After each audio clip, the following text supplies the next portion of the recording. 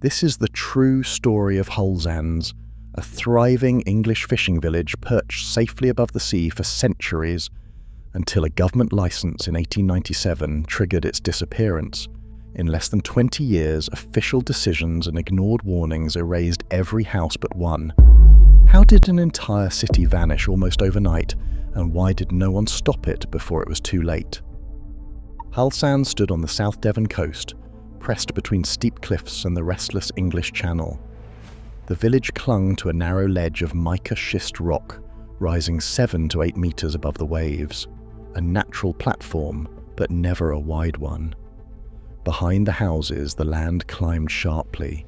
In front, a broad shingle beach stretched more than 60 meters at its widest, built from centuries of pebbles swept along the bay by the currents. This shingle bank was no ordinary beach. It was a living shield, flexing with the tides and storms, absorbing the force of the sea and steadily repairing itself with each new delivery of stones. Generations of villagers trusted it with their lives. By the late 1800s, Holzans was a close-knit community of around 160 people. Stone cottages built with lime mortar and capped with slate roofs lined the ledge in neat rows. Some homes had timber-framed additions or small gardens pressed against the cliff. Seawalls and terraces, crafted from the same local stone, curved along the edge, angled to turn back the heaviest surf. At the heart of the village stood the London Inn, a bakery, a chapel, and sheds for storing nets and fishing gear. The village's design was shaped by necessity. Every building, every path, every landing place for boats relied on the shingle's protection. Life here was inseparable from the beach. The villagers drew water from a spring that trickled down the cliff, launched boats from the shingle, and hauled in their catch from Start Bay. The sea provided food and a living, but the beach made settlement possible.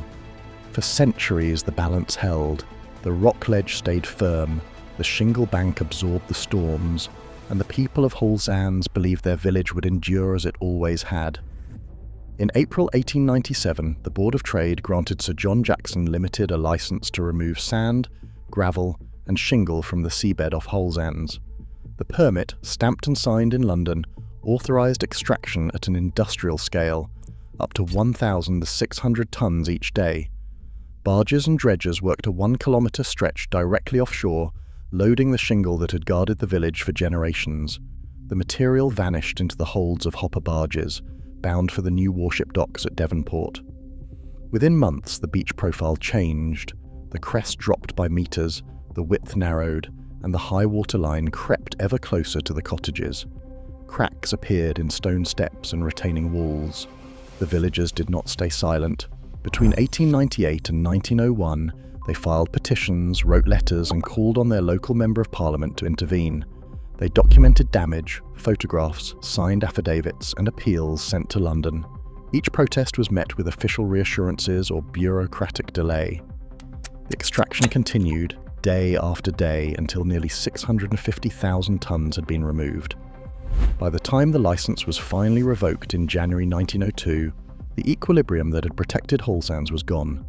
The warnings had been clear, but the response was slow, and the beach that held back the sea was now irreversibly depleted.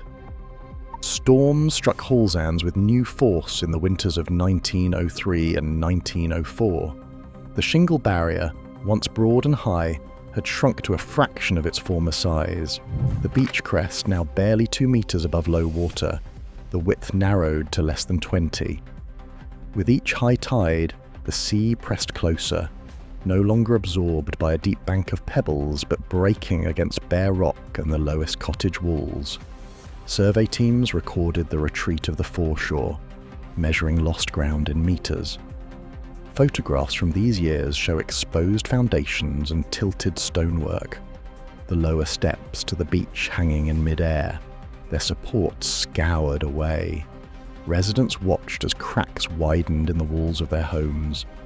The London Inn lost its kitchen and cellar to the waves, while other cottages began to list toward the sea, their floors no longer level. Retaining walls, once solid, split under the weight of undermined ground. Rainwater, unable to drain properly, seeped into fissures left by vanished sand and gravel. The old equilibrium was gone. Each storm stripped away more sediment, and the platform beneath the village grew steadily more fragile. The evidence was plain to anyone who looked. The sea, denied its buffer, was dismantling Holzans from below. Villagers faced a new reality, their houses now perched precariously above voids where shingle had once held fast. The need for stronger defences was clear, but the pace of destruction had already outstripped the ability to repair or reinforce. The village that had stood for centuries was now visibly, relentlessly coming apart. Concrete mixers and quarried stone arrived at Holzans in 1906. Local engineers, working from revised plans and Board of Trade instructions, set out to build a seawall strong enough to shield what remained of the village. The new barrier rose in front of 25 houses, its face angled to break the power of incoming waves. Drainage channels were cut behind the wall to carry away runoff from the cliffs, and maintenance crews patched cracks after each heavy swell. For a while, hope returned. Residents watched the wall stand firm through ordinary tides, and the sound of water pounding stone rather than shattering cottage walls brought a measure of relief. But the wall was never meant to fight alone. Engineering drawings from the time show how its foundations depended on the shingle bank for support. Without that natural buffer, every storm tested the structure to its limits. Logs from 1907 and 1909 record repeated breaches. Sections caved in where waves scoured the base, and repairs followed each winter. Drainage improvements slowed some of the damage from above, but the sea worked ceaselessly below. Residents described spray thrown against upper windows, a sight never seen before the dredging. Each breach left the wall weaker, its repairs more desperate. The village's last line of defence, once a symbol of resilience, became a record of struggle, patches of new stone and concrete tracing the relentless advance of the sea. By 1916, the wall stood battered and incomplete, unable to offer real protection when the next great storm arrived. Late January 1917 brought a storm unlike any living memory along the South Devon coast. A deep, low-pressure system settled over the channel, drawing in relentless easterly gales. Winds surged past 60 miles per hour, howling through the narrow lanes and battering the exposed ledge where Holzans stood. Out at sea, waves built higher with each hour, some reaching 10 to 12 meters, tall enough to tower over the rooftops. The tides ran spring high, stacking the sea against the shrunken shingle and the battered wall. By nightfall, the roar of the surf drowned out voices and rattled window panes. The air itself seemed charged with warning, each gust carrying salt spray far above the cliff.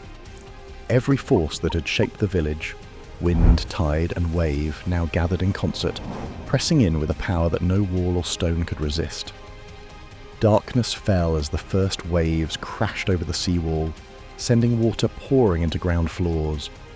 By 8 o'clock, villagers crowded into upper rooms, listening to timbers groan and slate tiles rattle. The wind howled through broken windows, driving spray across the ceilings. Just before midnight, 4 cottages collapsed in a roar of splintering stone. Families scrambled up the steep lanes, leaving behind everything they owned. Survivors later recalled hearing the sea beneath their floors, the sound of the sea below the floors before the walls went.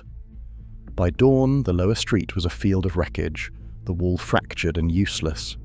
That night, a second high tide swept away what remained.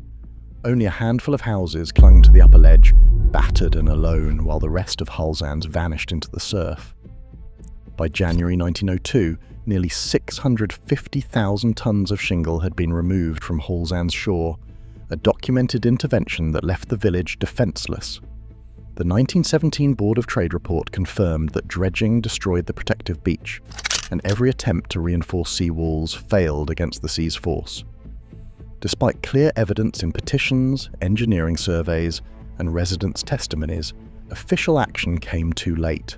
Some details, such as the exact timeline of every collapse, remain incomplete due to gaps in contemporary records. Today, only fragments of Hull Sands are visible at low tide, and coastal erosion continues to reshape the site. The loss of Hull Sands stands as a factual warning. When natural defences are removed for short-term gain, the consequences can be irreversible. As survivors wrote after the disaster, the beach went to Devonport and the houses went to the sea.